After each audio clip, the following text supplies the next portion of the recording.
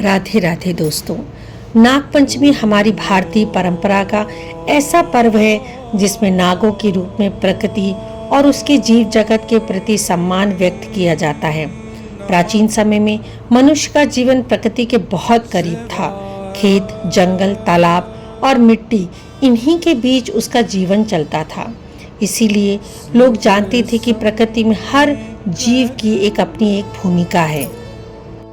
सांपों को ही उदाहरण के रूप में देखें तो वे खाद्य श्रृंखला का एक महत्वपूर्ण हिस्सा है और चूहों जैसे कई जीवों की संख्या को नियंत्रित करने में मदद करते हैं। इसीलिए हमारे पूर्वजों ने केवल ये नहीं कहा कि सांपों से डरना है, बल्कि उनके साथ एक सम्मान और सह अस्तित्व का भाव भी विकसित किया।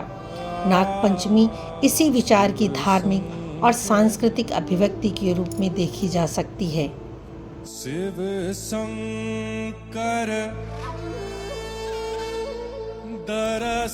हिंदू परंपरा में नागों का संबंध भगवान शिव, भगवान विष्णु और उनके पौराणिक कथाओं से मिलता है। भगवान शिव के गले में नाग का होना और भगवान विष्णु का शेषनाग पर विराजमान होना यह दर्शाता है कि नागों को हमारी धार्मिक परंपरा में विशेष स्थान मिला है।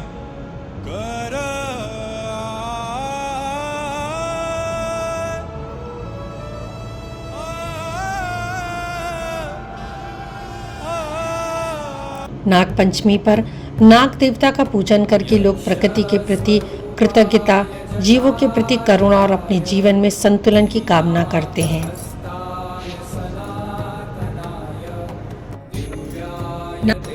नाग पंचमी से जुड़ी सबसे प्रसिद्ध कथाओं में से एक महाभारत की जनमेजय और आस्तिक मुनि की कथा है। दृक पंचांग के अनुसार राजा परीक्षित की मृत्यु नागराज तक्षक के दंश से हुई थी। उनके पुत्र राजा जनमेजय को बहुत क्रोध आया और उन्होंने नागों से बदला लेने के लिए सर्प सत्र यज्ञ करवाया। इस यज्ञ में अनेक सर्प अग्नि की ओर खींचने लगे। जब यह संकट बढ़ गया तब आस्तिक मुनि वहां पहुंचे। आस्तिक मुनि ने राजा जनमेजय से यज्ञ रोकने का अनुरोध किया। राजा ने उन्हें वर मांगने को कहा और आस्तिक मुनि ने सर्प सत्र यज्ञ रोकने का वर मांगा।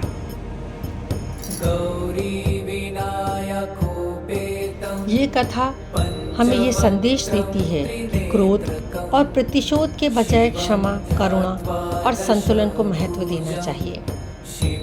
ये कथा जो कालिया नाग और श्री कृष्ण से संबंधित है, आप सभी लोग जानते हैं। नाग पंचमी से जुड़ा एक दूसरा प्रसिद्ध प्रसंग श्री कृष्ण का है।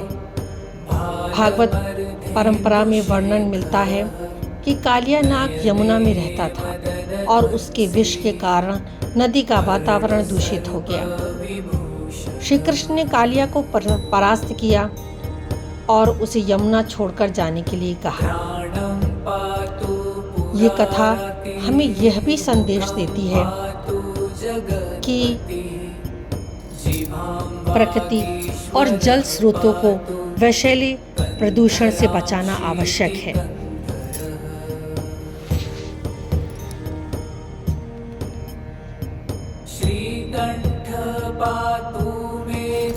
नाग पंचमी को भगवान शिव की उपासना से भी जोड़ा जाता है। भगवान शिव में के गले में वासुकी नाग विराजमान है, इसलिए नाग देवता की पूजा को शिव आराधना से भी जोड़ा जाता है।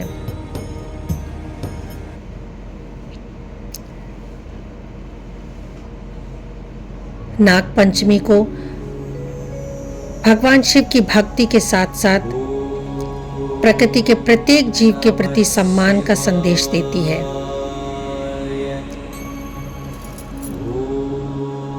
नाग पंचमी श्रावण मास की शुक्ल पक्ष की पंचमी तिथि से मनाया जाता है। एक महत्वपूर्ण संदेश, जीवित सांप को दूध पिलाना उचित नहीं है। सांप दूध पीने के लिए बने जीव नहीं है और उन्हें पकड़कर या उनके साथ पूजा करने की कोशिश उनके लिए नुकसानदायक हो सकती है। इसलिए पूजा के लिए नाग देवता की प्रतिमा, चित्र पर प्रतीकात्मक रूप से दूध अर्पित करना बेहतर और सुरक्षित तरीका है।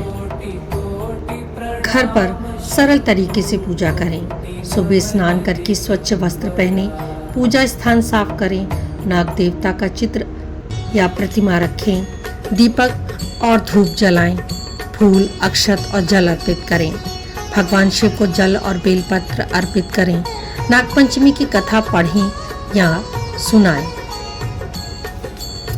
शिव जी का मंत्र ओम नमः शिवाय जपें, परिवार की सुख शांति के लिए प्रार्थना करें और अंत में आरती करें।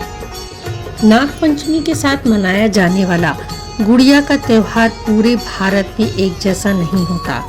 यह खास तौर पर उत्तर प्रदेश के कुछ क्षेत्रों जैसे कानपुर, उन्नाव और आसपास के इलाकों में प्रचलित लोक परंपरा है। वहाँ लड़कियां, बहनें कपड़ों की गुड़िया बनाती हैं और कई जगह भाई बहन बच्चे उसे प्रतीकात्मक रूप से पीटते हैं। कुछ स्थानों पर इसके साथ बहनों को उपहार देने, पकवान बनाने और दंगल जैसी लोक परंपराएं भी जुड़ी हुई हैं। इस परंपरा से जुड़ी एक से अधिक लोक कथाएं मिलती हैं। एक कथा के अनुसार एक युवक भगवान शिव और नाग देवता का भक्त था। मंदिर में नाग उसके पास आते थे, लेकिन उसे कोई नुकसान नहीं पहुंचाते थे। एक दिन उसकी बहन ने नाग को भाई के शरीर में लिपटा देखा और डर कर उसे मार दिया। बाद में उसे पता चला कि वे नाग देवता थे और भाई को कोई खतरा नहीं था। उसे अपनी गलती का बहुत दुख हुआ।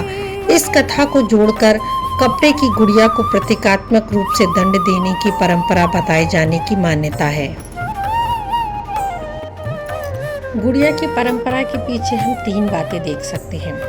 लोक कथा को पीढ़ी दर पीढ़ी याद रखना, भाई बहन और परिवार के रिश्तों को त्योहार से जोड़ना, नागपंचमी के व्यापक संदेश में जाएं तो जीवों और प्रकृति के प्रति सम्मान को लोक परंपरा के साथ जोड़ना।